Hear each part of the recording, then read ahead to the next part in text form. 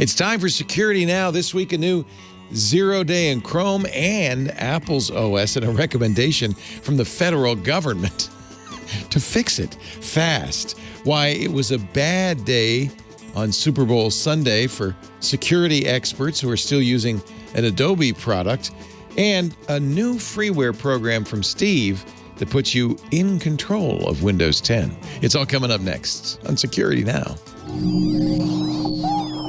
Podcasts you love. From people you trust. This is TWiT. This is Security Now with Steve Gibson, episode 858, recorded Tuesday, February 15th, 2022, in control.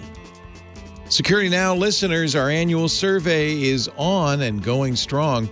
It helps us understand you better, helps us find advertisers who fit your interests. It's optional, of course, but it sure helps us a lot. twit.tv/survey22 is the address. Take it now before it closes in March. It'll only take a couple of minutes, and I really appreciate it. twit.tv/survey22. Thank you. Security Now is brought to you by Thinkst Canary.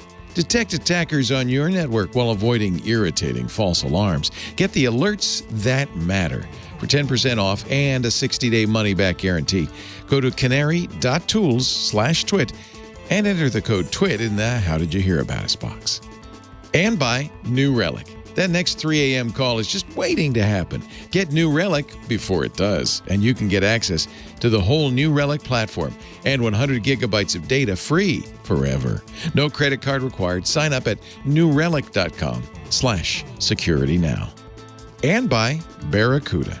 Barracuda has identified 13 types of email threats and how cyber criminals use them every day. Phishing, conversation hacking, ransomware, plus 10 more tricks cyber criminals use to steal money from your company or personal information from your employees and customers.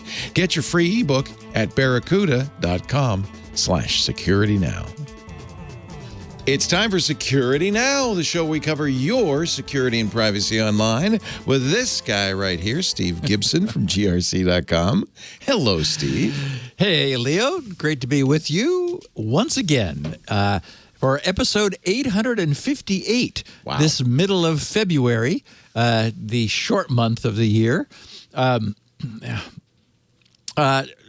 bunch of stuff is happening, but there was no single huge event. So I ended up somewhat self-consciously naming the podcast after my most recent piece of freeware. I saw your tweet. Called InControl. Yeah, your big announcement. Yeah. So we'll just sort of, I'll announce it formally at the end of the podcast, explain what it is. But we're going to first take a look at a couple of new 0 days in Chrome and in Apple's various products. I mean, again, a common code base. It's good for the developers. It does mean that when you got a problem, it's everywhere. And as is the case here. We also look at what the U.S. CISA, the CISA, thinks of not only those 0 days, one of which it's saying thou must patch, but of 15 other problems that our federal agencies seem to be in no big hurry to fix. We're going to revisit last summer's SeriousSAM vulnerability in Windows, which has remained serious and under attack. This being the third Tuesday of the month, we'll look back at last week's second Tuesday to see how that went. Also, strangely, Sunday saw a true emergency patch issued by Adobe that probably canceled some Super Bowl plans because, I mean, it was really an emergency. Yeah, and we have an amazingly bad idea for a WordPress add-on. Google has published their 2021 bounty report, and boy, if you're looking for some spare change, and their Project Zero has published stats on how things are going over there.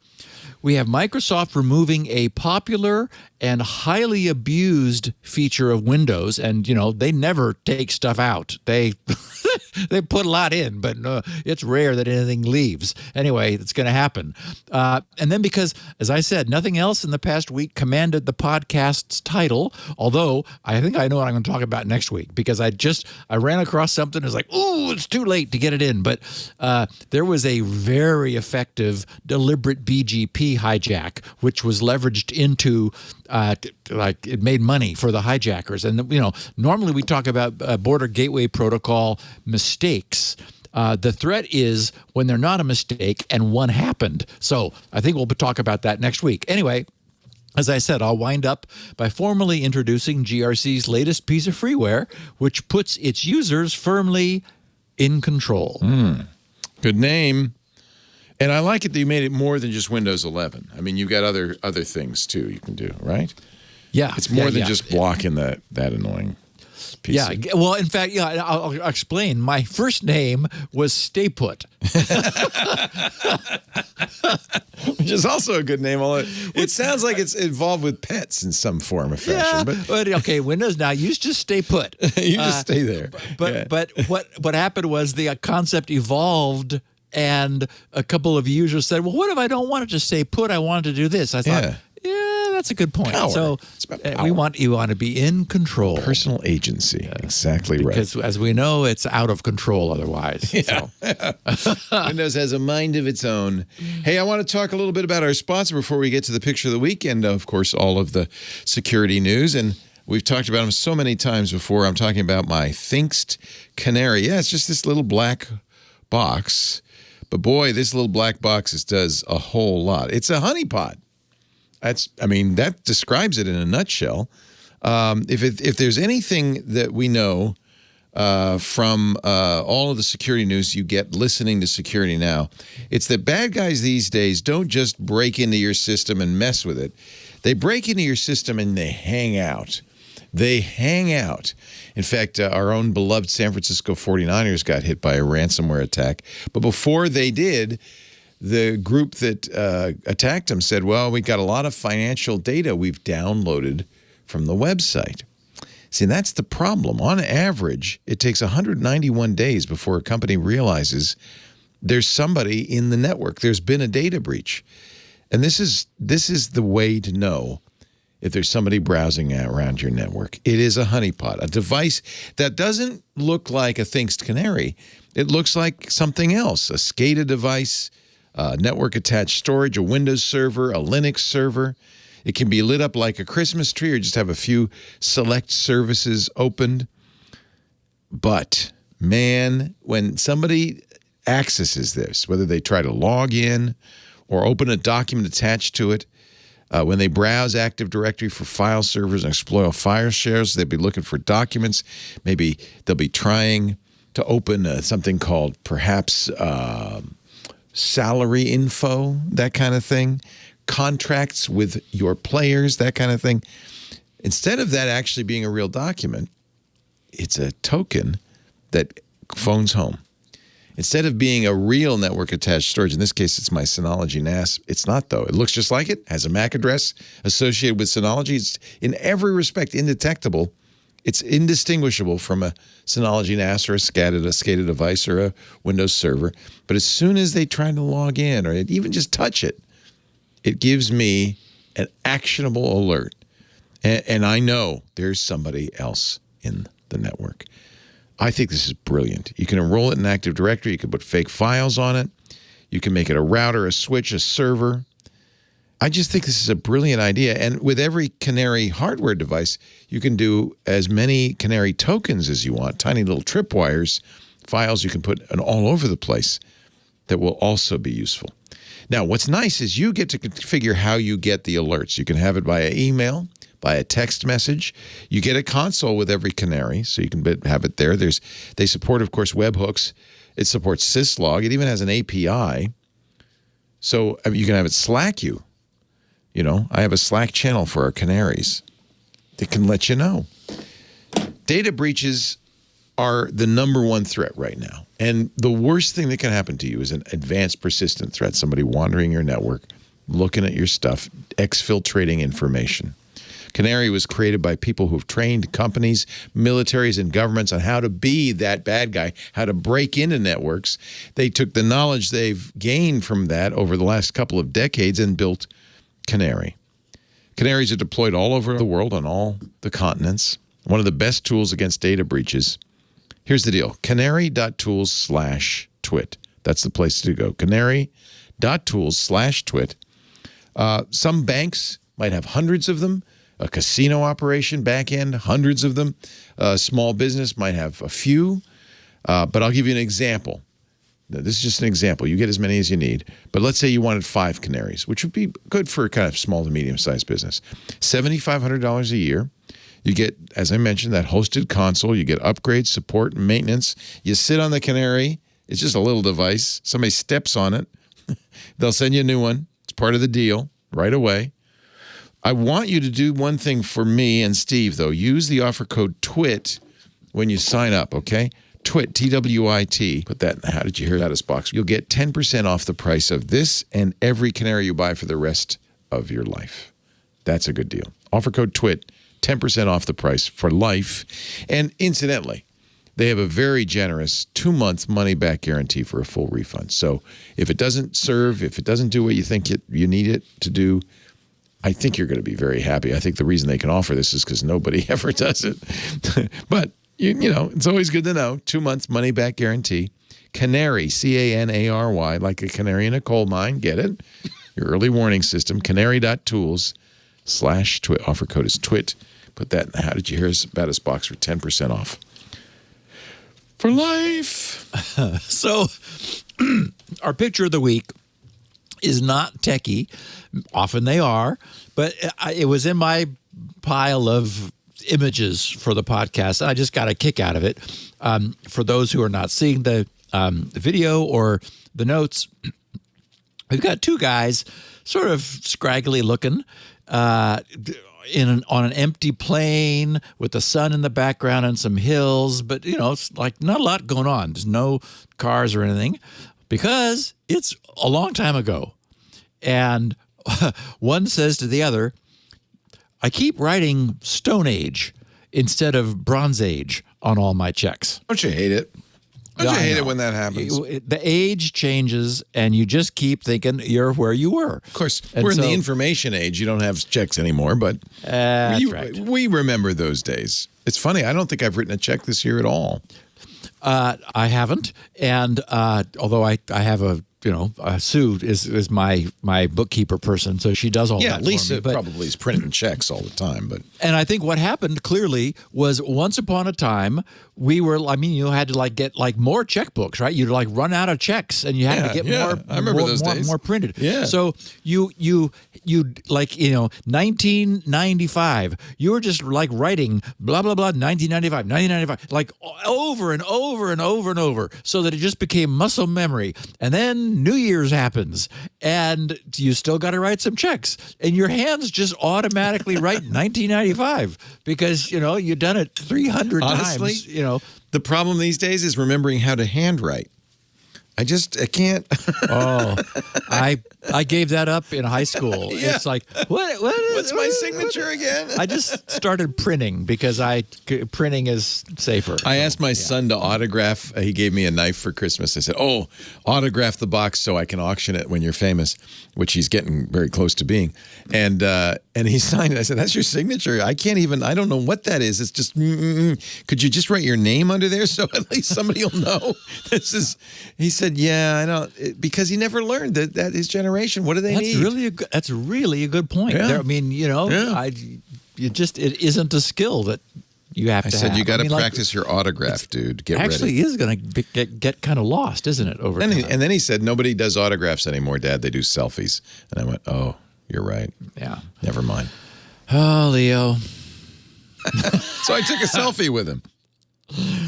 Okay, so we have a high-severity 0-day in Chrome. Just yesterday, Google moved Chrome for the desktop up to 98.0.4758.102 to eliminate a high-severity, zero-day vulnerability that was spotted being used in attacks. And as usual, Google is closed-mouthed about details, saying only that they're aware of reports that an exploit for, and it was assigned CVE 2022, wow, a low number, 0609.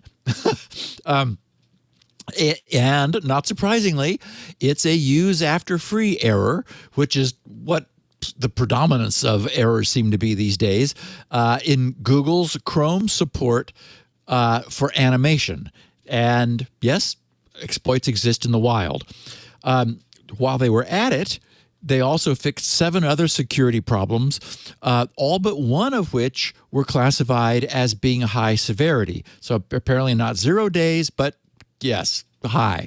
And so it goes. Since exploits for today's vulnerabilities are considered highly valuable by those who have them only until they're known, and since, it's a marketplace, right? They may have paid a hefty price from the likes of Zerodium for it. So they're never used in widespread indiscriminate attacks, only against targeted individuals or entities of some kind. So, it's unlikely in the extreme that any of us will be a target specifically of any of these problems that get fixed, but keeping our browsers updated is, so quick and easy and automatic. For most of us, for whatever reason, they are generally rolling these things out, and I seem to always be at the end of the list. But when I looked, it said, yeah, we have an update for you. Just restart your browser and you'll be good. And it's like, okay, fine. So here we are in mid-February, the 15th, with the first of the 2022 Chrome 0 days patched. And as we know, last year Google addressed 16 zero-day vulnerabilities. The first one was on February 4th, and the second one was on March 2nd. So we're kind of like right in the middle of where the first 2 happened. So this year's starting out a little bit better than last, and we'll see how it goes. Apple also updated against another 0 day. This was last Thursday, and I did notice a couple of my iDevices said, you're going to put your, log back in again manually. We don't trust your face. So that, they had to restart. iOS, iPadOS, macOS, and Safari. So across the board, due to a flaw in WebKit, that was believed also to be actively exploited in the wild. So far this year, Apple is having a bit of a rougher time of it than Google, with Google and Chrome, since this will be Apple's 3rd 0 day that it has patched so far. So, the NSO group sure has been giving Apple a run for their money. It does tell you that our software is incredibly complex. There are problems lurking in software.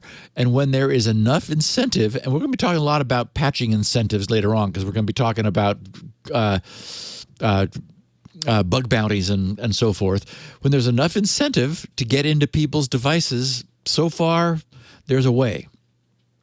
Much like Chrome, and like so many of the flaws we've been encountering recently, the problem is, again, another use after free vulnerability, which grants its attacker arbitrary code execution. And much like Google, Apple is not saying much beyond, quote, Apple is aware of a report that this issue may have been actively exploited. They'd credited an anonymous researcher for discovering and reporting the flaw.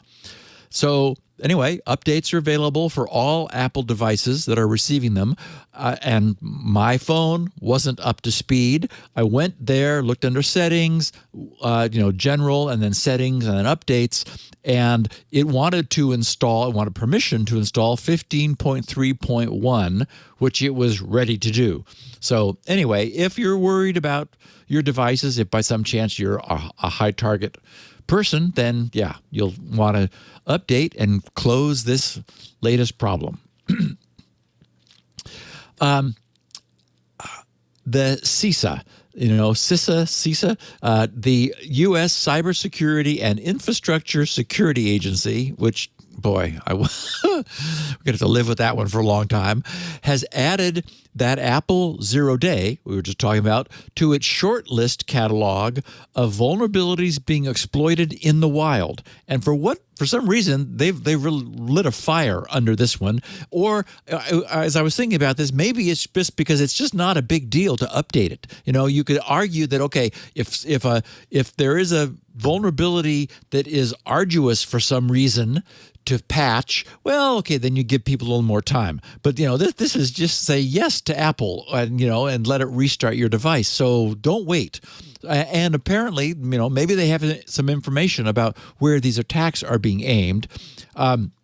They may know something that Apple's not saying.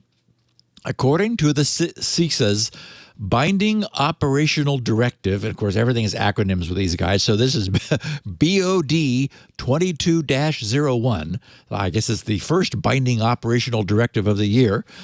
Federal agencies are now required to patch their systems against this actively exploited vulnerability impacting, as I said, iOS, iPadOS, and macOS devices.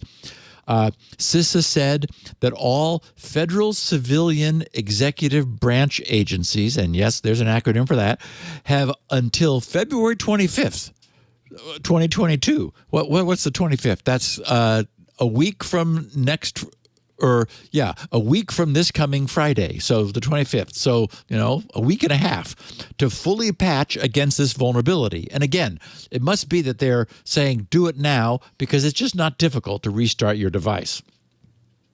CISA said, quote, "These types of vulnerabilities are a frequent attack vector for malicious cyber actors of all types and pose significant risk to the federal enterprise." And they added that although BOD 22-01 only applies to FCEB, okay, so that's the Federal Civilian Executive Branch Agencies, CISA strongly urges all organizations to reduce their exposure to cyber attacks by prioritizing timely remediation of catalog, as they call it, we'll talk about that in a minute, catalog vulnerabilities as part of their vulnerability management practice. And what's interesting is that this CISA catalog is a short list. It contains only 16 vulnerabilities of all the patches that are out there, they've chosen 16. And that's because they are known to still be actively exploited in the wild. Anyways, as I said, we'll get back to that in a second. But one of them, the SeriousSAM vulnerability, as it was called last summer when we first talked about it, last Thursday, CISA also asked all federal civilian executive branch agencies to patch. Okay, this is a CVE 2021 because, as I said, from last year, 36934, which is the Microsoft Windows Security Accounts Manager, that is the SAM, Security Account Manager, bug that allows privilege escalation and credential theft. And for this one, they gave a February 24th patch deadline. In other words, 2 weeks from last Thursday. Again, get this done. And in fact, it was last Thursday that they made the announcement. So at announcement time, their deadline was 2 weeks from today. And the reason being that this thing's been around since last summer. We talked about SeriousSAM when the news of it broke. As its name suggests, it's serious. It's an elevation of privilege vulnerability which was introduced into all Windows client and server editions released since October of 2018, and then up until July of 2021. Okay, so that meant it started with Windows 10 1809 and the matching server version, which was 2019. And the vulnerability was irresponsibly disclosed via a tweet. So despite not being exploited at the time, as we know, Microsoft designates things that surprise them as 0 days. So They called this a 0 day because it was an unwelcome surprise to them when they read about it. When they don't have Twitter? What? It's hysterical. So, yeah, the problem arose due to an overly permissive access control list, ACLs, which were present on multiple security critical system files. So that was an oopsie, which somehow crept into Windows, like Windows 10, not the first Windows 10, but they'd had a few before that. And that included the Security Accounts Manager database. And you don't want anybody looking at that that's not supposed to be, like anyone other than the kernel. So an attacker who successfully exploits this vulnerability could have full run of the system, able to run arbitrary code with system privileges, which of course allows such an attacker to install programs, view, change, delete data, and create new accounts with any rights they choose, typically all. Okay, now, all that said, what might jog your memory, because it did mine, about this one in particular, is that simply correcting the overly permissive access control lists does not eliminate it fully. After installing the patch, it's necessary to then manually delete all volume shadow copies of system files, including the SAM database, since the trouble is with their default permissions, which would be restored along with the files, excuse me, if those backup files with their permissive permissions could be restored too. So we talked about this at the time, which is why I suggested it might jog people's memory, that yes, not only did you need to fix the permissions on the files that are now in use in your system, but Windows is actively maintaining backups as it makes changes, which is how it's able to roll mistakes back and fix things that it tries and it doesn't and don't work. So it's definitely necessary to do that. Otherwise, the bad guys could still access the archived files that have the weak permissions. So that has to all be done. Okay, so all of that happened when we talked about it last July. Believe it or not, here we are 8 months later, and the U.S. CISA is finally having to lower the boom on federal civilian executive branch agencies. Now, and they did that with Log4j, right? Like a couple of weeks before Christmas, trying to cancel Christmas. That didn't work either. So I'm not sure what it means for the CISA to say, thou shalt update by February 24th, because, that may or may not happen. It's a week from next Tuesday, from next Thursday, to get this all resolved. And you wonder how it can possibly be that a serious vulnerability which received an emergency patch, this was an out-of-cycle emergency that hit on July 20th of last summer.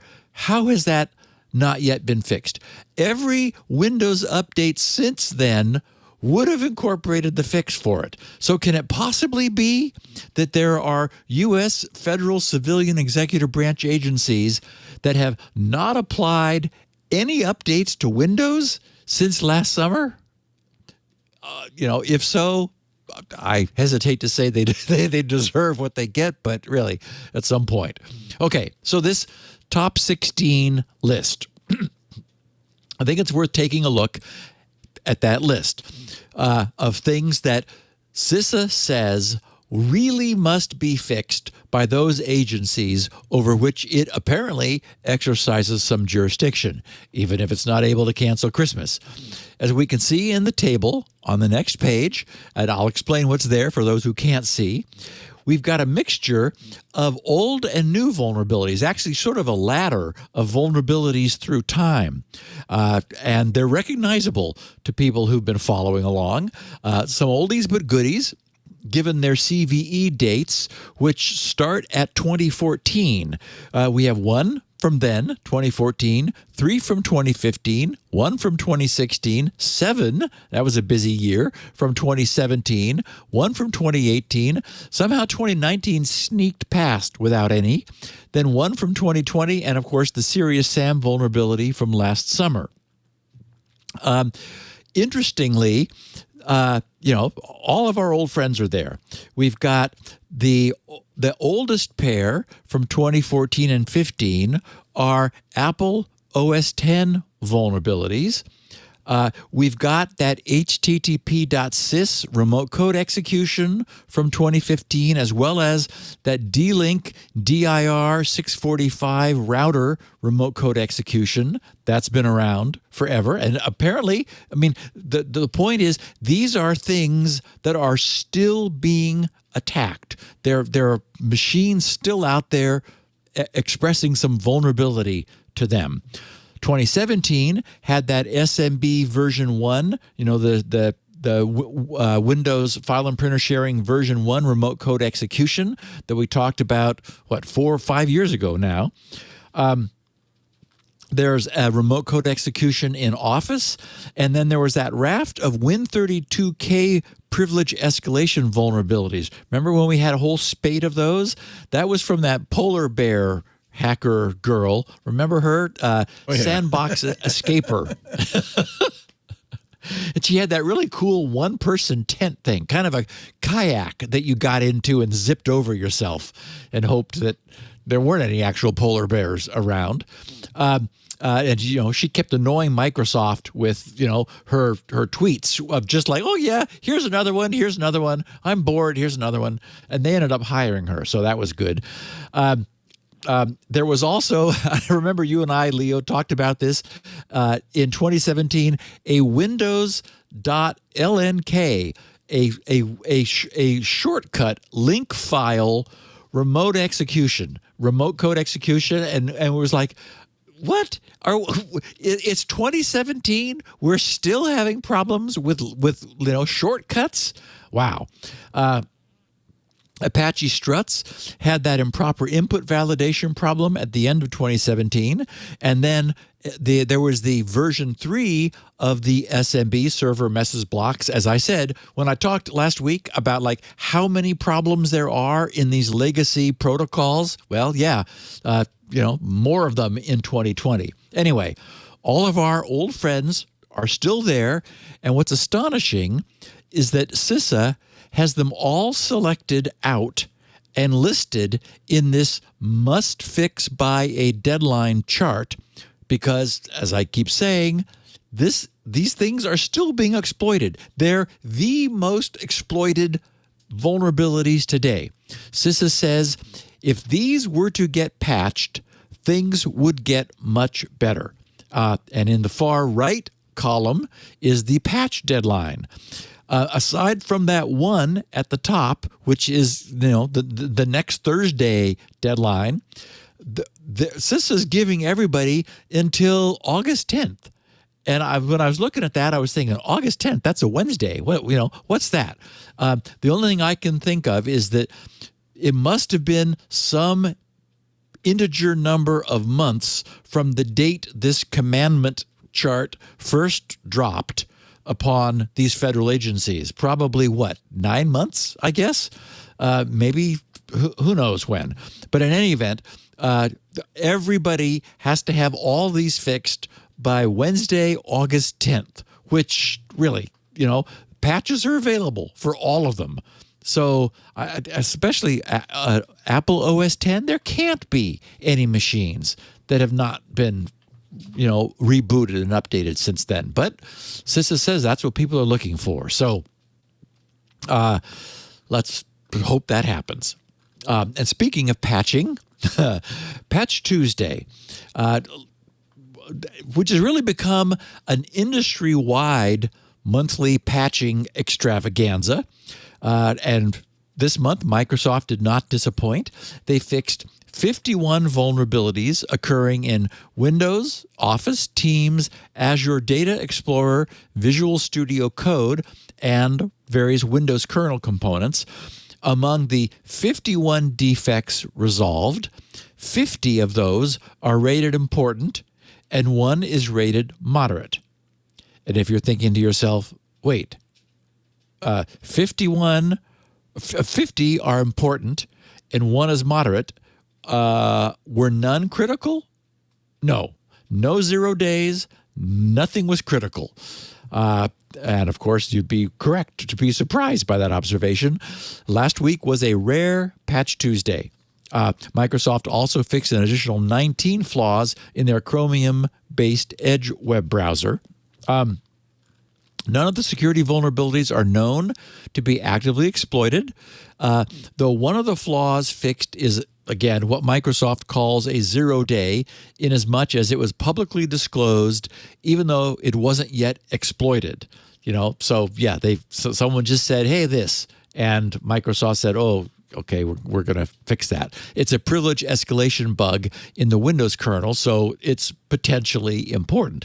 There were also a handful of remote code execution vulnerabilities, so always good to have those gone, and also good that nobody had discovered them before they were all being patched. One was in Microsoft's DNS server. That earned itself a CVSS of 8.8. SharePoint's server also had an RCE rating of 8.8. Windows Hyper-V had an RCE that scored 5.3, and that HEVC video extensions had 3 of its own remote code execution vulnerabilities with CVSS of 7.8. And again, we talked about how this happens in something like a codec. Those are difficult to secure. They are very complicated interpreters, which are interpreting compressed, tokenized data. And the inherent assumption on being made by the people who are writing the decompressors is that what they're being given was written by an authentic compressor. Very hard to catch the flaw in that thinking. Azure Data Explorer contained a spoofing vulnerability, earning itself a CVSS of 8.1. Outlook contained a security bypass vulnerability, 5.3, as did OneDrive for Android, also with, actually, it was a little easier to exploit, so that got a 5.9. .NET and Teams both had denial of service vulnerabilities, meaning, you can crash them, with CVSSs of 7.5. And the world is not yet done with Microsoft's print spooler, which saw 4 elevation of privilege flaws fixed, as well as one in the Win32k driver, which got a CVSS of 7.8. And that one, that Win32k elevation of privilege, was tagged as being more likely to be exploited because last month a very similar vulnerability in the same place, the Win32k driver, did come under attack shortly after it was patched. So again, the bad guys, as we've said, they look at what gets fixed. They know there's a window between Microsoft's release of these and, everything we were just talking about with CISA says that so in some cases that window is open for a long time. Still, they know that there is an opportunity during which they're able to attack something just patched. So patches are analyzed, they are reverse engineered, the problem fixed is found, then an exploit is designed, and somebody tries to take advantage of it. So Microsoft is suggesting that this one is likely to be exploited quickly too. And again, though, these are not affecting most of us. These little, high-value vulnerabilities are going to be exploited only in targeted attacks. I mentioned at the top that Patch Tuesday has evolved over the years to become an industry-wide event. Besides Microsoft, security updates were also released last Tuesday by, in alphabetical order, Adobe, although again, remember, we're going to get to the Sunday surprise, the Super Bowl's Sunday surprise that Adobe dropped after they released all of their patches on Patch Tuesday. Also Android, Cisco, Citrix, Intel, the various Linux distributions from Oracle, Red Hat, and SUSE, Microsoft's Firefox, SAP, Schneider Electric, and Siemens all said, hey, let's put our patches out on the same day. And you got to wonder how IT folks get anything done on these second Tuesdays and the days immediately following. I imagine they actually don't. They just probably, and this is why we've sort of established this as an industry-wide patch fest, is that they're able to say, like cancel lunch and, not have any away meetings and things, and basically just do nothing but analyze and decide what's safe to do and get that done as quickly as possible, because these days we know that the bad guys are going to jump on them immediately and try to take advantage of them. And Leo, I'm going to jump on my water bottle. Don't jump too hard. You don't want to hurt yourself. I'm a little scratchy. Okay. We'll take a little break, come back with more of Security Now. Our sponsor for this hour is here to help you. If you're in charge of a network, if you're in charge of servers, if you're at a company where you get the call at 3 a.m. for whatever reason, you need to know about New Relic. You've been there, right? 3 a.m., tucked in, nice and cozy, fast asleep. Phone rings, the alert comes in, the Slack buzzes at you, something's broken, and then you go, what the heck? Was it that update I pushed last night?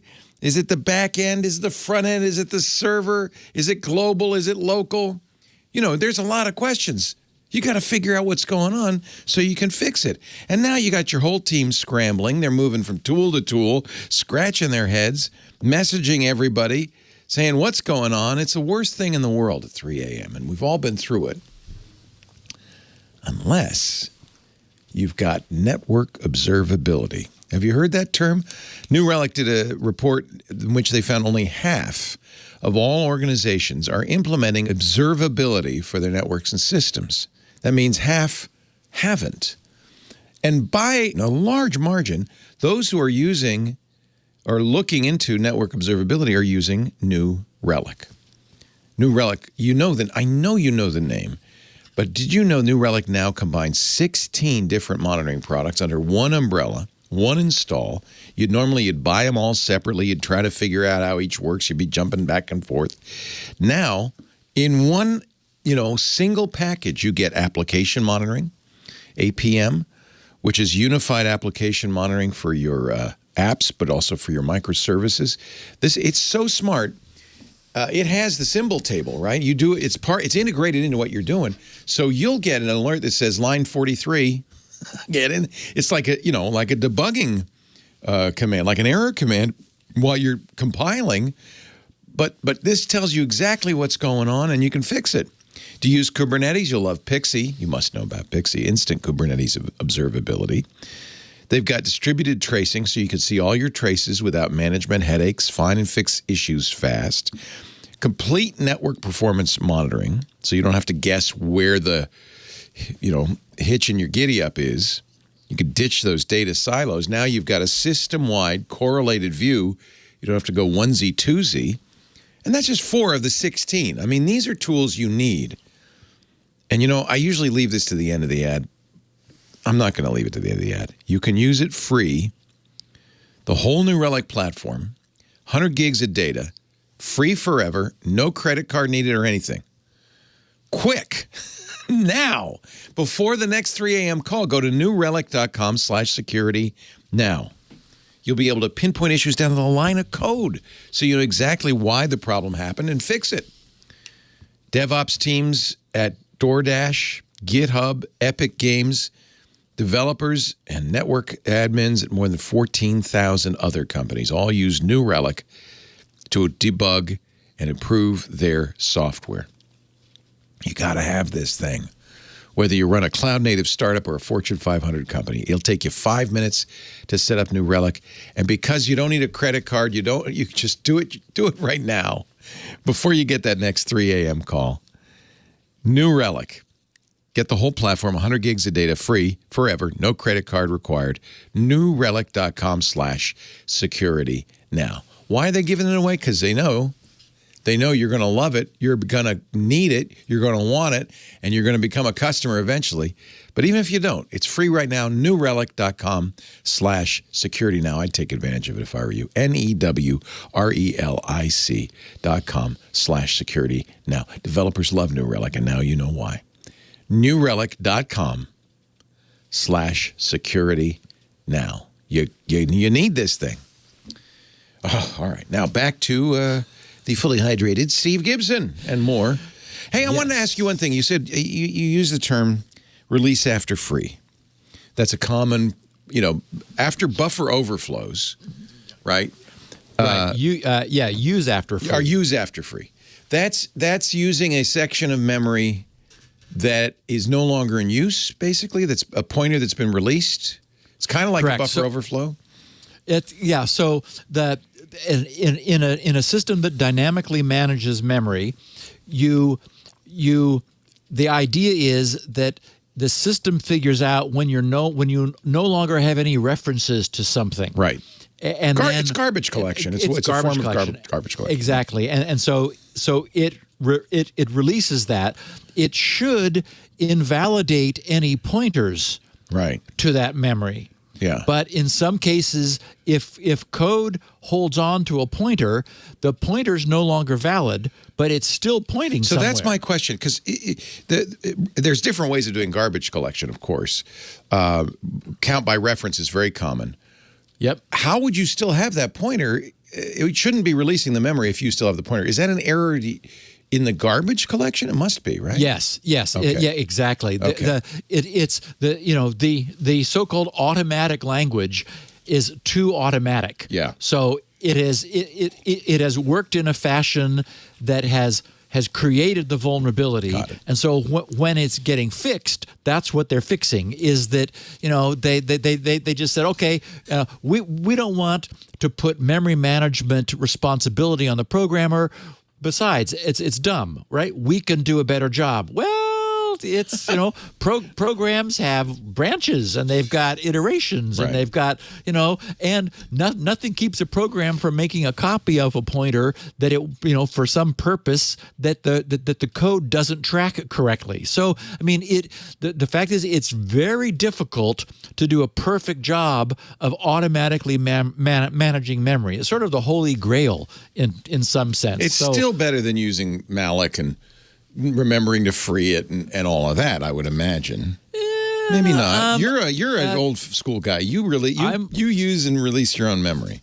I do, and the thing to remember also is that when a process is running, the OS tags all the allocations as belonging to that process. Right. So when the process terminates, it's not that there's like memory leakage in a properly functioning system. The operating system will also release all the memory that process had allocated.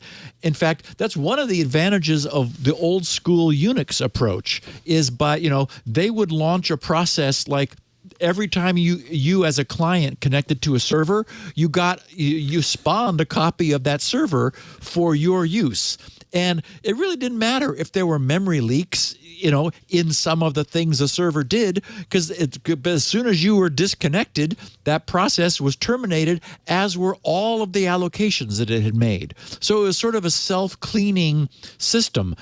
Microsoft, by comparison, in their model, for example, my IIS code running on Windows Server, I've got no memory leaks, despite the fact that I'm doing a whole bunch of stuff all the time.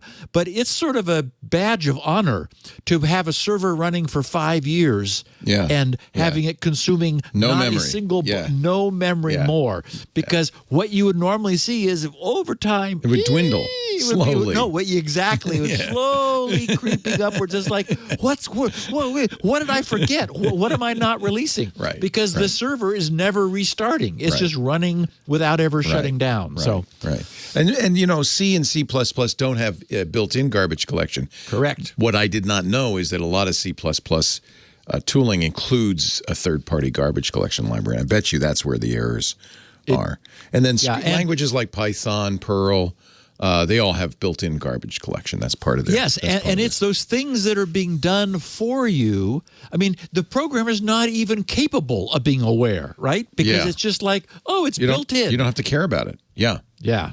But so you're an advocate for manual allocation and deallocation of memory. I guess if you wrote the program. Problem is you get these big teams now. It's easy for you. You wrote the program. You know everything the program does. Yes. But you got 1,000 people working on an operating system. You can't count on them. Yes. To know. And also the things I do are not massive. Right. Like probably the biggest thing I've done is the DNS spoofability system, because it's got all kinds of stuff going on. I mean, it's sending out queries, pseudo DNS queries. It's having to send queries to each of the DNS servers that responds to like. I mean, it's massively multitasking. Yeah. But InControl that I wrote last week is like, it's 80. You know what's going on. Yeah, 82K, and it's just like, you can actually browse the source code if you're worried and look for malloc statement, or you don't have malloc. Well, I can. How do you allocate memory in a? Yeah, it's all in your mind. I can. The entire thing is in my head at once. It's amazing. How do you? So in memory allocation in the assembler, does it call a BIOS routine, or you just actually say, I'm going to use this area to this area, or? So that's the other thing, is that coding in a Windows app in assembler is basically scripting the Windows API. Right, you call it API. Exactly. Yeah. And so there's alloc. And so I say, I need a K. So alloc a K, and I get back a pointer to the beginning of the allocation. And I have to be careful not to do something outside of the allocation. It's entirely my responsibility not to go further. But there is an arena around the allocation, and so when I attempt to free it, Windows will check to make sure that the end of it is still intact, that there was no override at the end, and if so, it crashes spectacularly, and then I go figure out what it is that I did wrong. At least your crashes are spectacular, and they happen while you're around. And in fact, if you were a fly on the wall, you would sometimes hear me go, boom! It's like an amateur chemist in his basement. There's never any question if something crashes. It's like, wow, okay. What happened? Now let's go. I'm ready to the screen buffer, and it's not looking good. Yeah. Kaboom. Anyway. Yeah. Okay, so speaking of kaboom, I would imagine that a bunch of people had their Super Bowl Sunday plans ruined, some because the buck stopped with them for the creation and release of an emergency 5-alarm CVSS 9.8 patch of a 0-day remote code execution bug in the Magento 2/Adobe e-commerce platforms, which was being actively exploited in the wild. And on the receiving end of the patch news, the screaming need was to immediately apply this patch that Adobe's engineers had pushed out on Super Bowl Sunday, like within hours, like all the warnings were. Because it was that crucial to e-commerce sites that would have otherwise been compromised, before halftime. So to set the stage a bit, since we never talked about the Magento e-commerce platform, it's open source and written in PHP. It employs multiple other PHP frameworks, such as the Laminus framework and Symfony. The Magento source code is distributed under the Open Software License, OSL version 3.0. And after bouncing around and changing hands a few times, Magento was most recently acquired 4 years ago by Adobe, back in May of 2018, for a cool $1.68 billion. not a bad price for some volunteer-developed open-source software that can be freely downloaded. Wow. Yeah. And Magneto's stats are impressive. As of 2019, that's the most recent numbers I could find, more than 100,000 online stores have been created using the Magneto platform. The platform code has been downloaded more than 2.5 million times. Unfortunately, many of those by miscreants who are scouring the source code looking for ways in. I hate those miscreants. Miscreants. Miscreants. And 155 billion worth of goods have been sold through Magneto-based systems during just the year 2019 alone. Magneto accounts for approximately 1/3 of all e-commerce happening on the web today. SANSEC, a firm which focuses upon e-commerce security, titled yesterday's titled the event on Sunday, when they blogged about it yesterday, they titled it Magneto 2 Critical Vulnerability, CVE 2022-24086. And they explained, this Sunday, February 13th, Adobe released an emergency patch for a critical vulnerability in Magneto 2. It allows unauthenticated remote code execution. You've been writing Magneto, but I'm looking at this quote, and this does make more sense. Magento. It's Magento. Oh, Magneto is a villain in the X-Men series. And you know, it's Magento. not the first time I've done that. You look at it, it looks like Magneto. I completely understand. And until I saw the quote in your notes, I didn't realize. You're talking about Magento. Magento. Okay. So if anyone for the last half hour has been scratching their head, what is Gibson talking about? Okay. It's Adobe Magento. Yeah. Okay. Cool. Now everybody knows what I've been trying to say. Wow. Get me in the wrong groove and I stay there. Well, you wrote it Magneto in the show notes at first, so I believe I was just following along. Yeah. Until I saw the quote, and I went, oh. Yes. Well, thank you very much. It's Magento. Yes. That's right. It is Magneto. It's Magneto. Okay. So I read it correctly. I just wrote it wrong. Yeah, and then I was faithful to my writing. Okay. Yeah. Thank you, Magento. Okay. It's easier to say Magneto, frankly, and much more interesting. Magento. Magento. Yeah. It seems much more electrifying. Anyway, it allows unauthenticated remote code execution, that is this flaw, which of course is bad, the SANSEC guy said, the worst possible type. They said actual abuse has already been reported. Adobe, now here's the gotcha. I mean, I don't understand this. They wrote, Adobe has been aware of the issue since at least January 27th, 2.5 weeks prior, but decided to issue a patch on Super Bowl Sunday. I said Super Bowl, they didn't, which they said is highly unusual. SANSEC, they wrote, expects that mass scanning and exploitation will happen within the next 72 hours. I saw elsewhere people saying within a couple hours. Under implications in their posting, they wrote, this vulnerability has a similar severity as the Magento shoplift vulnerability from 2015. At that time, nearly all unpatched Magento stores globally were compromised in the days after the exploit's publication. And remember, this is PHP. It's a few lines of PHP. So it's not going to take a high-end reverse engineering rocket scientist hacker to figure out what got patched. And since the cat's already out of the bag, SANSEC saw no need not to show the full patch in their announcement, which they did. It's just I looked at it. It's a regular expression in a loop string replacement, presumably to sanitize some dangerous user-controlled input to make it undangerous.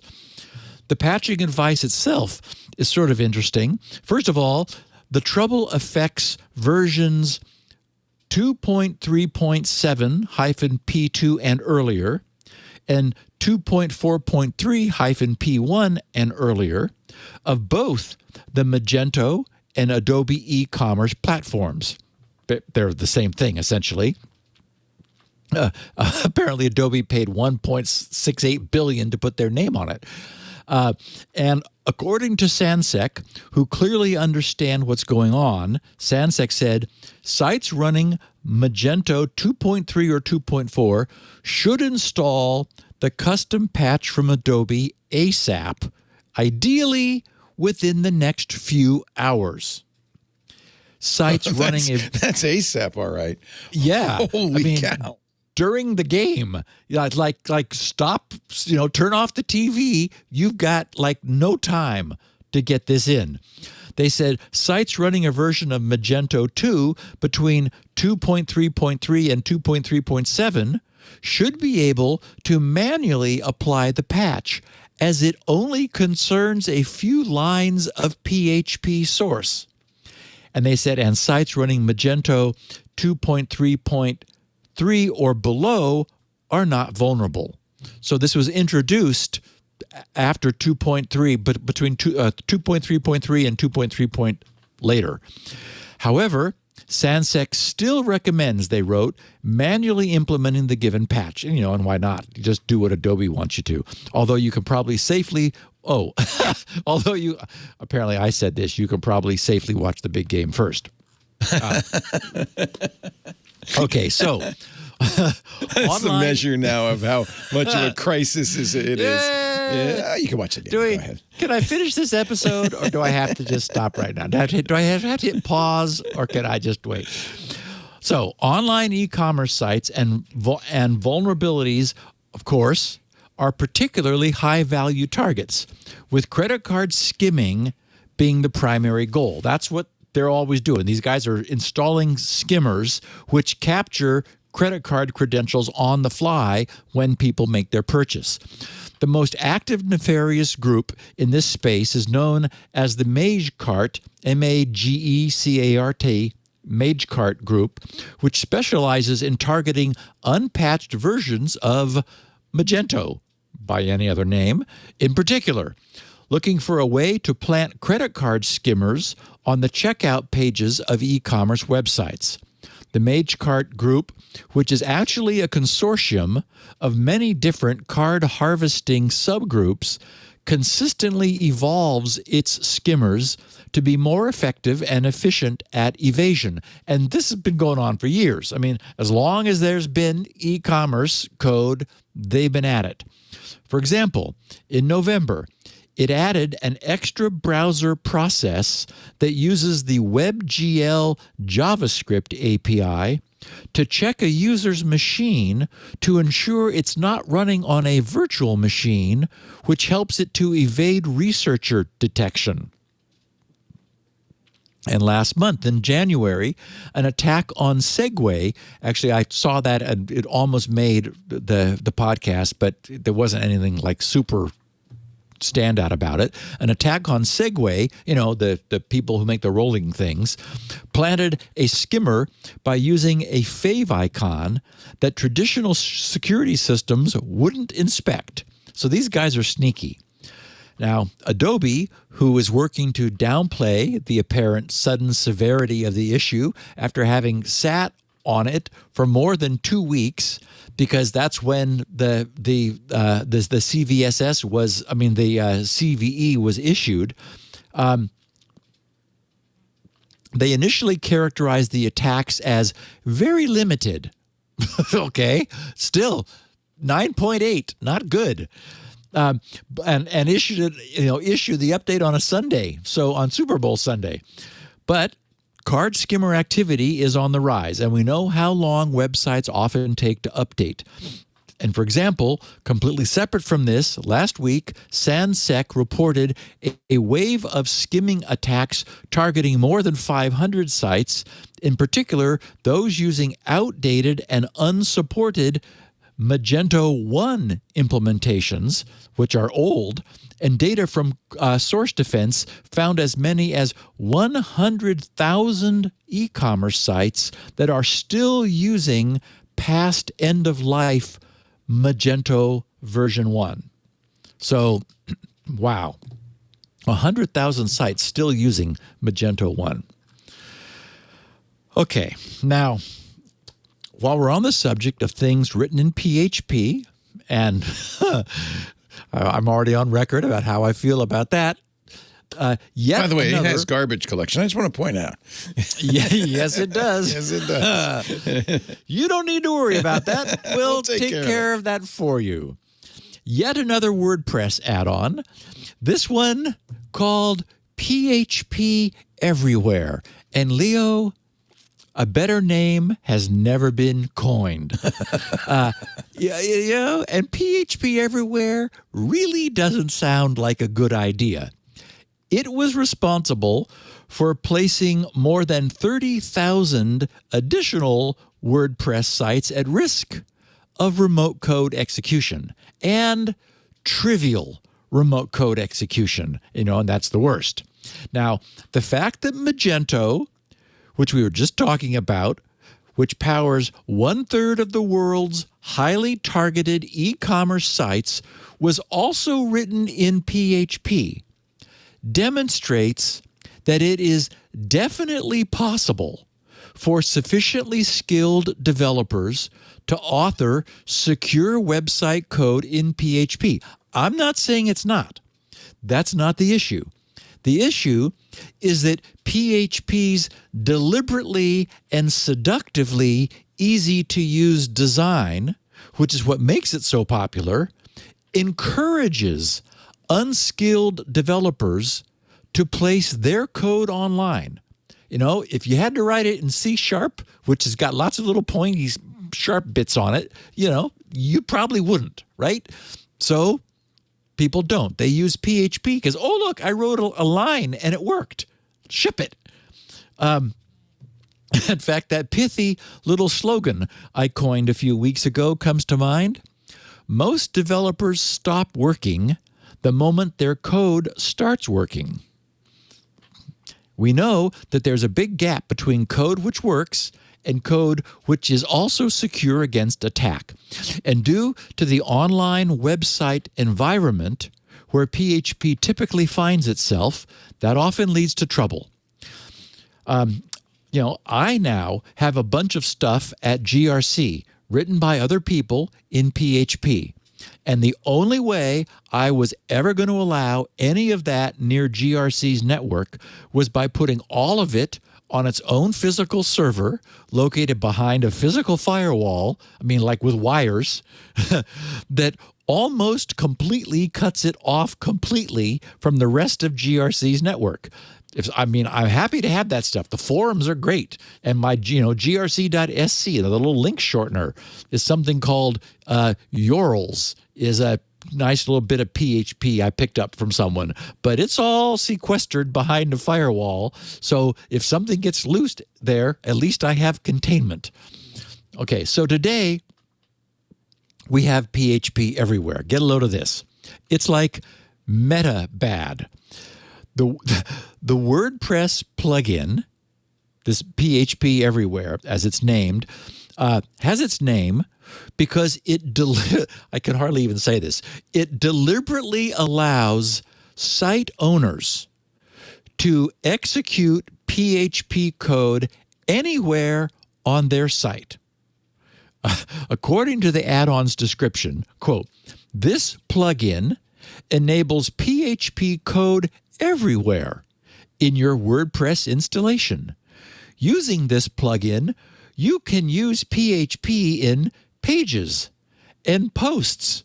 Wait, posts? You can put PHP in posts? Oh, Lord, that's a terrible... What could possibly go wrong? And also in the sidebar. Oh, yeah, just embed it. What the hell? Yeah, its description says everywhere. And it goes on to boast. It says, the plugin also supports different user restrictions and multiple PHP instances. So feel free to just insert PHP in every part of your WordPress site. It's unbelievable. And then he says, examples of use. Create custom contact forms and process any kind of data or upload. Generate user-optimized content. Customize every little detail of your WordPress installation. And then we add, what could possibly go wrong? That's right. Create a handy-dandy WordPress add-on that encourages site operators who may barely be able to code to liberally litter PHP everywhere around their site. And you too can earn not just one, but 3 of those oh-so-rare CVSS scores of 9.9, as this author did, accompanied by 3 of your very own CVEs, CVE 2022, 24, 663, 664, and 665, each with a CVSS score of 9.9. As it turned out, PHP Everywhere's functionality, not surprisingly, allowed the execution of PHP code snippets through WordPress shortcodes. Unfortunately, WordPress allows any authenticated users to execute shortcodes via the parse media shortcode AJAX action. And some plugins also allow unauthenticated shortcode execution. As such, it was possible for any logged-in user, even a user with no permissions, such as a subscriber or a customer, to execute their own arbitrary PHP on a site that had PHP everywhere, after all, everywhere, by sending a request with the shortcode parameter set to, they open a block, left square bracket, PHP underscore everywhere, close left bracket, that invokes that add-on, then whatever PHP you want, and then you close the block with a backslash PHP underscore everywhere. And not surprisingly, executing arbitrary PHP on a site typically allows complete site takeover. Now, we've been here before, right? Allowing users to execute their own code is reminiscent of all the persistent problems we used to have with SQL injection. That inspired this classic XKCD cartoon, 4 frames. We've got the first frame. A mom is listening on the phone. She's picked up the phone, and she hears over the phone, "Hi, this is your son's school. We're having some computer trouble." And mom says, "Oh dear, did he break something?" And the school replies, "In a way," and then asks mom, "Did you really name your son Robert Drop Table Students?" And mom says, "Oh yes, Little Bobby Tables, we call him." And the school says, "Well, we've lost this year's student records. I hope you're happy." And mom replies, "And I hope you've learned to sanitize your database inputs." Because, of course, drop table students is a command that SQL could execute, and somebody typed it in as the student name, and blammo. So this is a perfect case in point here. This PHP Everywhere should obviously never have been allowed to happen. But there's no oversight, and the deliberately created ecosystem surrounding WordPress encourages this sort of thing, right? It's like, we create add-ons for WordPress. They're great. And since none of my ranting is likely to change WordPress's approach one iota, I understand. My only hope and my purpose here is to adequately instill in our listeners a sober appreciation for the dangers inherent in using third-party add-ons with WordPress. It's clear, as you've said, Leo, that the base WordPress system itself is mature, was professionally written, and is being professionally maintained, just like Magento. It's secure and bulletproof. But that security doesn't necessarily pertain in any way to anything that's added to it. And so it's super critical that our listeners keep that in mind.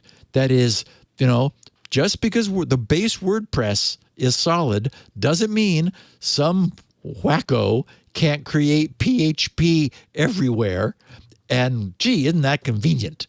People can put PHP in their posts. Oh, yeah. Log4j, anyone? Wow. Okay. Google's vulnerability reward program for 2021 last Thursday. Google shared the results of their vulnerability responsible reporting reward program for the previous year. $8.7 million handed out to people responsibly reporting problems to Google.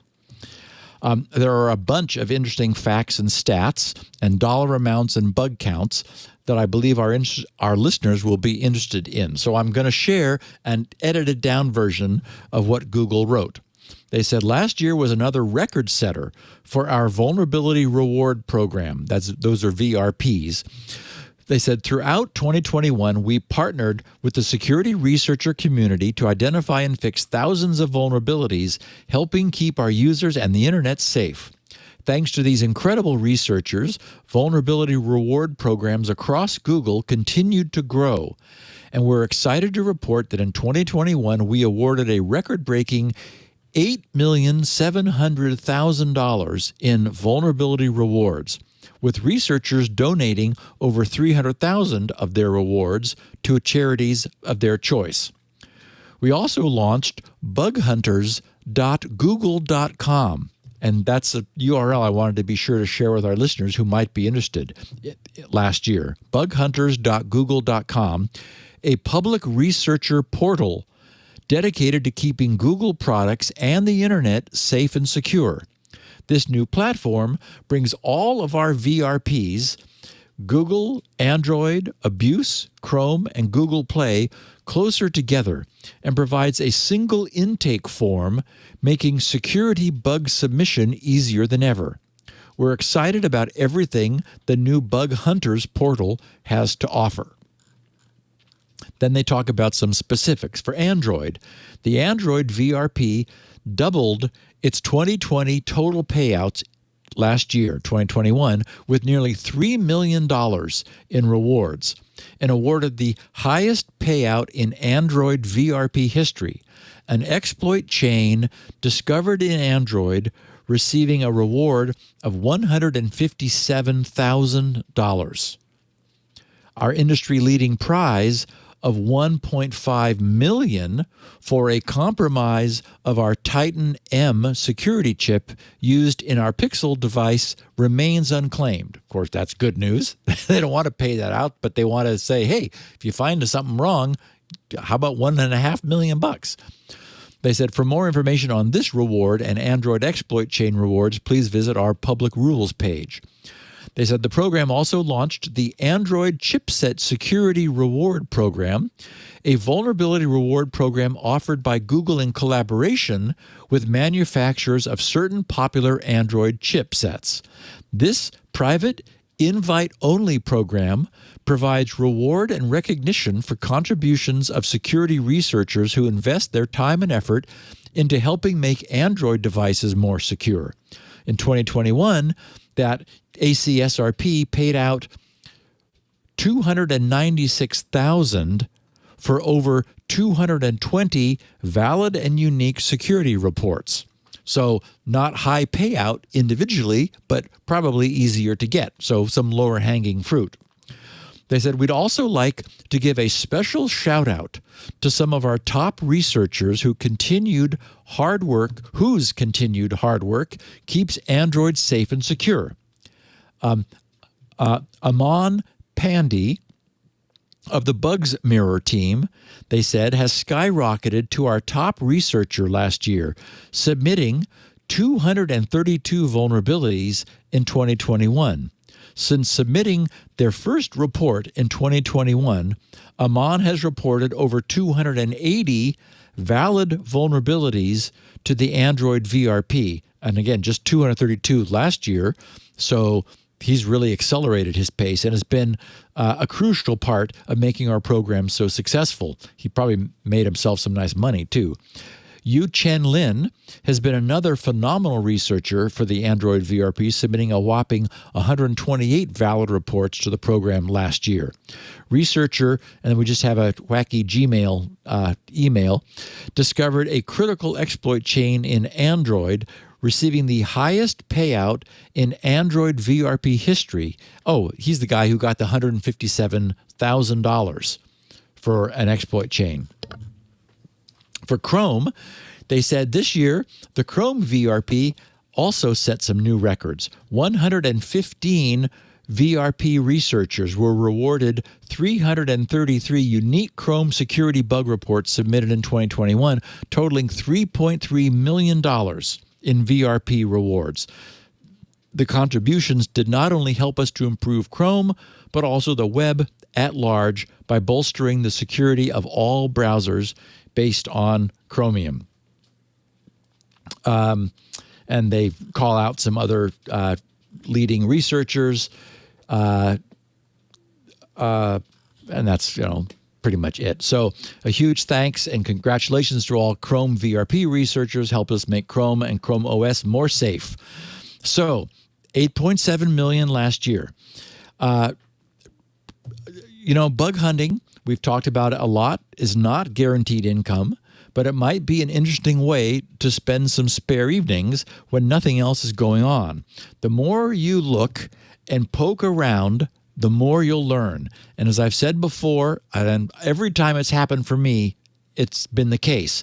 There is really no better way to extend one's own coding skills than by reading and comprehending someone else's code. You look at it and it's almost like somebody else wrote it. You learn things.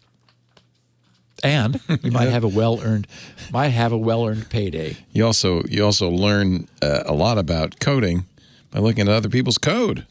It's valuable. Right. Well, everybody's got a different way of doing things. And when you think about it, how do writers learn to write? Exactly. They learn by reading. Yeah. It's challenging at first. Everybody has a different way of coding. Yeah. And finally, before we wrap, we have Google's Project Zero stats, which I thought were also interesting. Okay, so this is, of course, their zero-day flaws, which were found across the industry.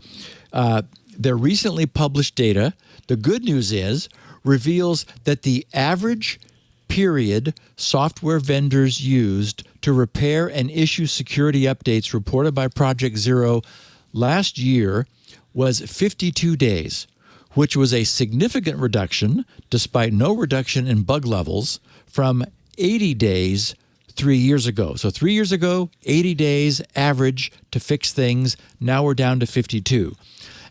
And again, not like there were fewer problems. And now nearly all vendors are addressing their flaws within what has become an accepted industry deadline of 90 days. And then after that, just before lowering the boom, for some reason, there's an agreed upon grace period of 2 weeks. I don't quite understand that, but okay. The stats for the 2019 through 2021 period show a total of 376 zero-day reports from Project Zero, with 26 concerning Microsoft, 26% concerning Microsoft, 23% Apple, and 16% Google. The sum of those three is 65%. So those three, Microsoft, Apple, and Google, constitute essentially 2/3 of all of the Project Zero reports. And it's not surprising that the largest commercial desktop OS and the vendors of the two biggest mobile OS vendors, or the providers of the two biggest mobile OSs, would be those top three. For anyone who's interested in a complete breakdown, I've got a chart in the show notes which breaks the stats down by vendor. Oracle had the fewest Project Zero reported 0 days, and really remarkably few, at only seven in 2021, although they also took the longest to fix those 7, with 4 of them exceeding both the 90-day fix-by deadline and the additional 2-week grace period. So, I guess that's one advantage of having lots of problems, is you end up building a team that's like awake all the time, whereas Google's or Oracle's people probably have to, be brought back in from vacation in order to fix the problem. And as the chart above shows, the 3 overall best patching performers by average days to fix, and impressively, were Linux at just 25 days. They're the minimum average days to fix a problem. Google at 44 days, and Mozilla at 46. At the other end, the worst performing was Oracle, as I said, at 109 days. But again, they only had 7 problems compared to Apple, who had 84 0 days. So then we have Microsoft, who took an average of 83 days each, and Samsung, who was a bit quicker at 73. And notably, Microsoft also had the most fixes, 15 of them, which occurred within that final 2-week grace period. So Microsoft was blowing through their 90 days, and just before Google was saying, we're going to tell everybody what's wrong here. That's how I do my homework. I wait till the very end, and then, yeah. Exactly. And comparing the mobile OS terrain, iOS and Android are about tied, with iOS having an average time to fix of 70 days and Android taking 72. And on the web browser side, not surprisingly, since we often observe Google's quick response with Chrome, they beat everyone with an average time to fix of 29.9 days average, so 30. And on the other end is Apple's WebKit, the longest at 72.7 days on average. At the same time, that was 40 bugs for Chrome and only 27 for WebKit. So look at it. Firefox, only 8.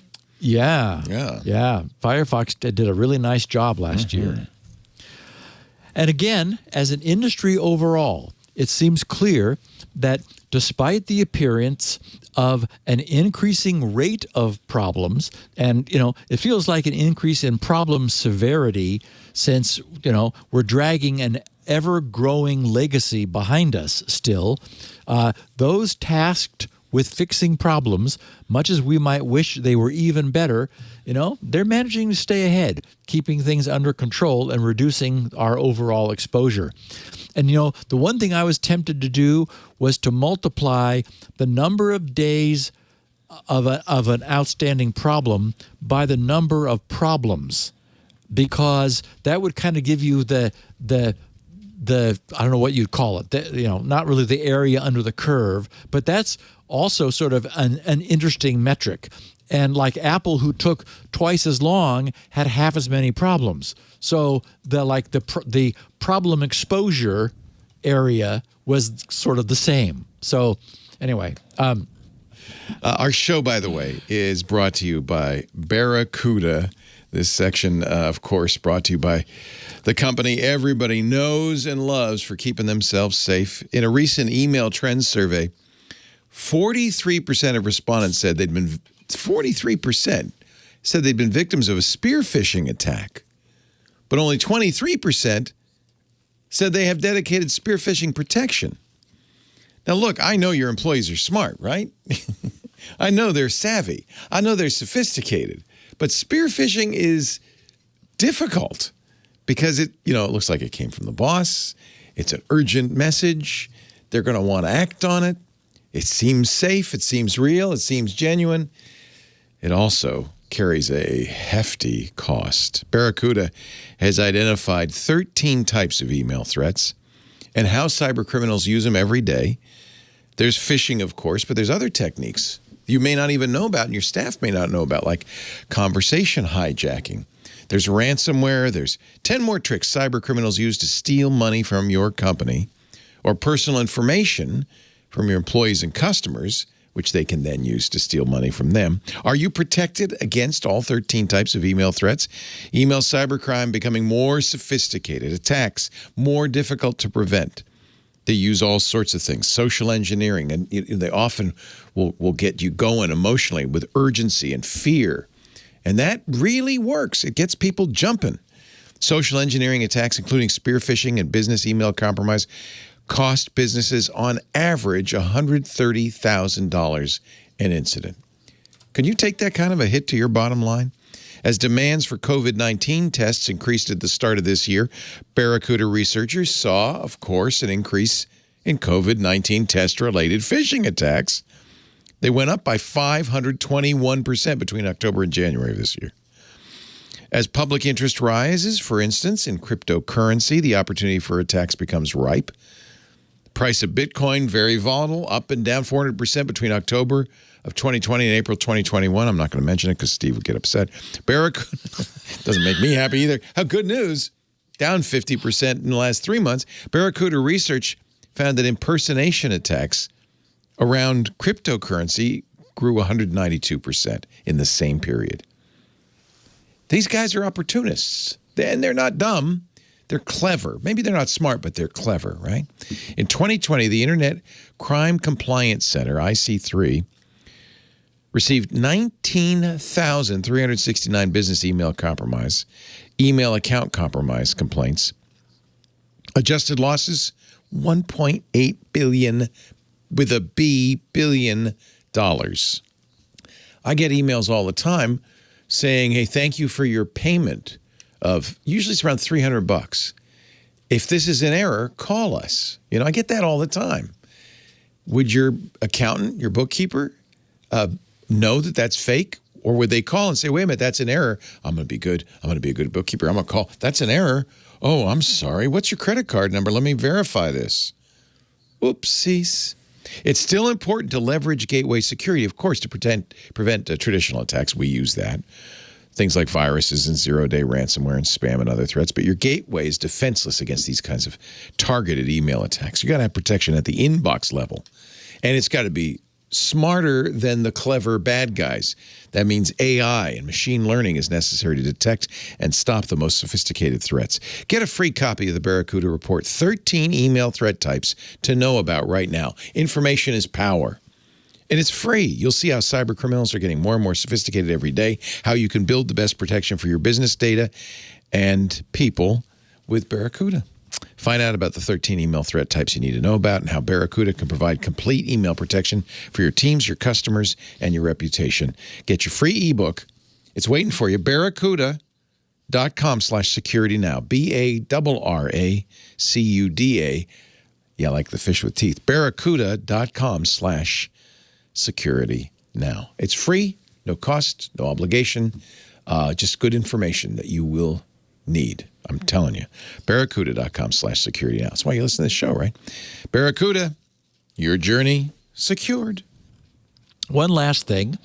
Bye-bye WMIC. And yes, KEYMOUSE. Last week, we talked about the practice of living off the land, where malware or, Leo, miscreants take advantage of commands and features available at the local system where they find themselves. One of the more often abused features of Windows, which we touched on last week, is the massively capable Windows Management Instrumentation, WMI, system, which is accessible through the command line executable WMIC, not KEY, but EXE. The fact that this useful command line access tool is so often abused has not escaped Microsoft's attention. As a result, WMIC.exe is going away. And if you know anything about Microsoft, it's that they really, really, really, really, really, really, strongly, really dislike ever removing anything from Windows, especially something like WMIC, a system management tool that almost certainly figures actively into the management scripts being used by their enterprise users, who they care about most, among others. And despite this extreme reluctance, Microsoft is in the process of removing WMIC.exe, starting with the latest Windows 11 preview builds in the dev channel. They did announce last year that this was their intention and that they were in the process of deprecating the use of WMIC.exe in Windows Server in favor of Windows PowerShell, which provides, a full superset of WMIC's capabilities, including the ability to query the Windows Management Instrumentation System directly. Microsoft wrote, quote, "The WMIC tool is deprecated in Windows 10 version 21H1 and the 21H1 General Availability Channel release of Windows Server. This tool is superseded." Okay, but whenever Microsoft supersedes something, they leave the other one alone, right? Still there. They said this tool is superseded by Windows PowerShell for WMI. This deprecation only applies to the command line management tool. WMI itself is not affected. Okay, so now Microsoft has been spotted removing WMIC from Windows clients, starting with Windows 11 preview builds in the dev channel. The guys at Bleeping Computer did some sleuthing and confirmed that from at least build 22.5.23, the WMIC command is no longer available in dev channel clients, although they noted that Microsoft may have removed it from earlier builds, which they didn't check. Microsoft may be testing the waters to see whether they're able to pull it from Windows, or to gauge how much fur will fly if they do. They clearly want to, and you'll note that the only possible reason for deliberately yanking something from Windows that's already there and that many good people are using is that many bad people are using it too. One thing that might happen, which wouldn't surprise me, would be for them to make it available separately as an optional manual download. That's something they've done before. It's certainly the case that 99.999, and you can just keep on going with nines, % of Windows client users have never typed the command WMIC and never will. So having it there only to ever be used by malware really makes no sense. But leaving it as optionally available, though deprecated and not recommended, minimizes the damage from pulling it from existence entirely. So it won't be present, but power users will be able to get it, or enterprise users could selectively get it. And, Leo, this makes me question Windows' future. It is so loaded with that kind of thing that nobody who looks at the friendly candy-coated surface of Windows ever knows about. But it's there, and it's being abused. You kind of wonder whether there might at some point be like a power tools package that you could easily install, but where just generic Windows won't have it because only the bad guys are ever going to use it, never the person sitting in front of the keyboard. In any event, for maximum compatibility, everyone should take this as a heads up if you or your enterprise are currently dependent in any way upon WMIC, the .exe, you'd be well advised to move over to PowerShell. Back in 2016, everybody was upset over Microsoft pushing us to Windows 10, so I created Never 10. Pithy little name. I liked it a lot. 3 million people have downloaded it. Are you kidding? Holy 3 million. cow. Microsoft must hate you. Yeah. They're probably thinking, what's he going to do now? Oh, my God. Yeah.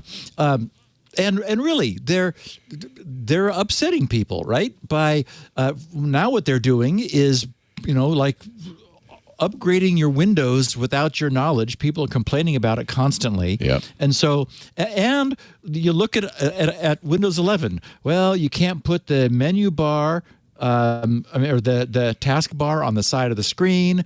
I've looked at it, Leo. I had to have a laptop running 11 in order to get this latest piece of freeware done. I mean, it is beautiful looking. I have to say. I mean, it's gorgeous, but I'm happy with Windows 10. And yes, somebody somewhere saying, when pigs fly, Steve is happy with Windows 10, but it's true.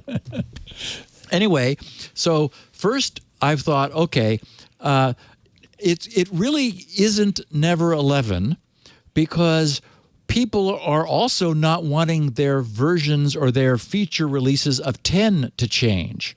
So people who are on 10 people want to stay put. And so that was like, I'll call it Stay Put.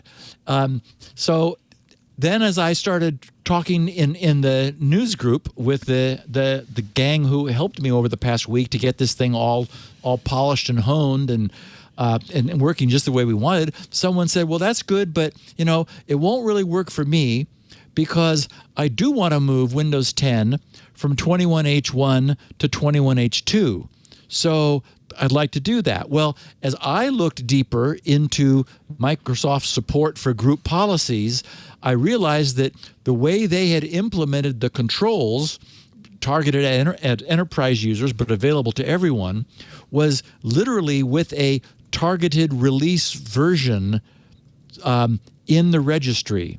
So that allows a user of Windows to target Windows Update to a specific major version like 10 or 11 or 12, and then the individual feature release within that major version, which of course is now what Microsoft is doing.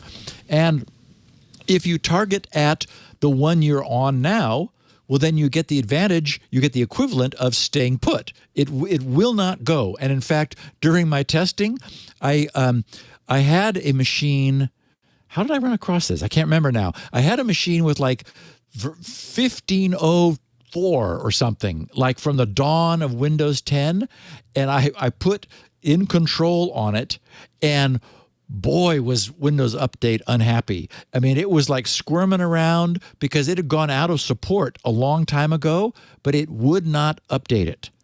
So this lock is powerful, but the advantage is it doesn't shut down Windows Update. All your security updates, your monthly, standard roll forward continue, but it will keep you at where you are at the major version and the feature release, either where you are if you just leave it set to its default, or if you wanted to say, yeah, I'm ready to go to Windows 11. You can click the button to release control. There's two fields in the lower left for version and release. You could change the 10 to 11 and then and hit take control, and it would lock it, telling it wants Windows Update to take you to Windows 11 as soon as it will. So anyway, it went from stay put to under control to take control to in control, which is where we are. And as I said before, 82K of assembly language, just one of my little cute, you don't have to set it up or install it or anything. You just run it. And the only thing I have left to finish is the documentation. I have as I did for Never 10, I want to fully document the 6 registry keys. There are 6 registry keys that it manages, and that's all it is. It's simple, but it's there are, as I said last week, there are sites that are telling people to disable Windows Update completely. No, yeah, I know. It's like bad. So this gives people some control that they wouldn't otherwise have in a very friendly user interface. So that's it. And that's our podcast. And that's the show, ladies and gentlemen. Every week he comes up with something. Not always a program, but that's cool. It just changes the registry, and I presume if it doesn't see that key, it doesn't screw with it or anything like. Doesn't create a correct. key. And in fact, some people have a few of the things already set, and so the other thing it'll come up and say, well, you are partially in control, that's and it will smart. say you're missing 3 of the 6 registry keys required to That's blah great. blah blah. So That's great. it Nice. does the whole thing. Very nicely done. Steve is at grc.com. There's lots of reasons to go there besides InControl, although that's a great reason. There's also, of course, Shields Up, his test for your router to make sure that you are properly set. Even more important these days than ever before. And his bread and butter, SpinRite, the world's best mass storage maintenance and recovery utility. Currently, version 6 is out there. If you buy it, you'll get an automatic upgrade to the next version. You also get to participate in the development of that version. grc.com. You can leave feedback for him there at grc.com/feedback. But you can also go to Twitter and leave him some feedback. He is at SGGRC, and DMs are open now. Ready for your call. While you're at the website, you might want to check out his version of the podcast. He has 2 unique versions, ones that we don't have. 16 kilobit version, which is a little scratchy, but it is the smallest audio version available. And so if you've got limits on your bandwidth or you're at close to your bandwidth caps, that's a good choice. There's also even smaller and really useful, the transcripts, which are done by a human. Our transcripts are AI. He does it. He spends some money, gets somebody real to do it. And so they're very, very good. And I can't wait to see the transcripts from this week. Thanks to Elaine Ferris for doing those, and thanks to Steve for paying for it. That's a really nice service. All at grc.com. We have audio and video for the show at our website, which is twit.tv/SN. SN's for Security Now, obviously. You can get it there. You can also go to YouTube. There's a channel dedicated to Security Now with all the videos there. That's an easy way to share it with somebody else. And, of course, you can subscribe in your favorite podcast player. Get it the minute it's available. And if you would, leave us a review. Let the world know about Security Now. I think that everybody needs to know about Security Now. Steve, we'll be back here Tuesday, about 1:30 Pacific, 4:30 Eastern, 21:30 UTC for another gripping edition of Security Now.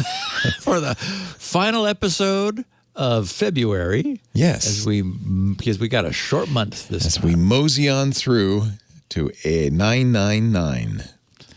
Yeah, my birthday month. Niner. Hey, thank you, sir. Have a great week. We'll see you next time on Security Now. Thanks, buddy. Don't miss All About Android every week. We talk about the latest news, hardware, apps, and now all the developer-y goodness happening in the Android ecosystem. I'm Jason Howell, also joined by Ron Richards, Florence Ion, and our newest co-host on the panel, Wen Tu Dao, who brings her developer chops. Really great stuff. We also invite people from all over the Android ecosystem to talk about this mobile platform we love so much. Join us every Tuesday, All About Android on twit.tv. Security Now.